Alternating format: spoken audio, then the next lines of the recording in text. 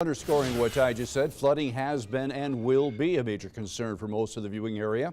Heavy rain, high winds passing through mid-Michigan overnight and this afternoon, leaving rivers swollen and breaching their banks. NBC 25's Brittany Shannon joining us now live from Midland, continuing our coverage with the latest.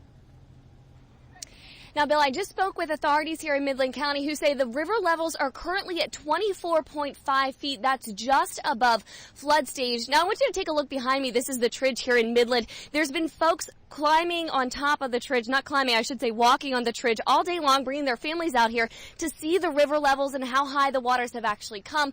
But authorities tell me if the river crests where they expect it to crest, it'll be flooded where I'm standing right now. High waters draw big crowds at the Tridge in Midland. Yeah, it's definitely worse than we pictured it would be.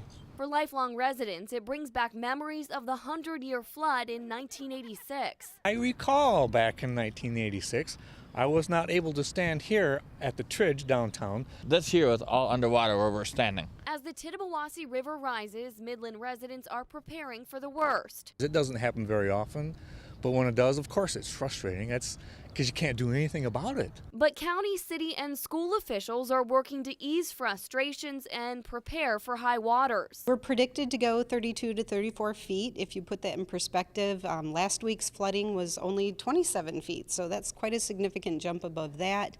In 1986, when we had the 100-year flood, we were at 34 feet. A bit further south, the water is also frustrating Bridgeport residents.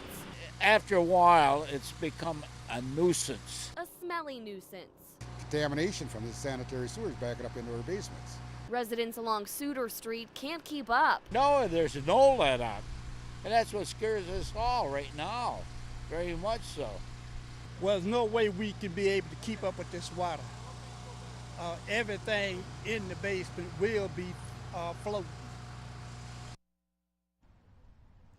Back out here in Midland, the Red Cross has set up 2 shelters in Midland. The first is at Lincoln Township Hall, and the second is at Midland High School for anyone that loses power or needs a place to go if your home is underwater. Authorities are recommending that you seek shelter at one of those 2 locations. Live in Midland, Brittany Shannon, NBC 25 News.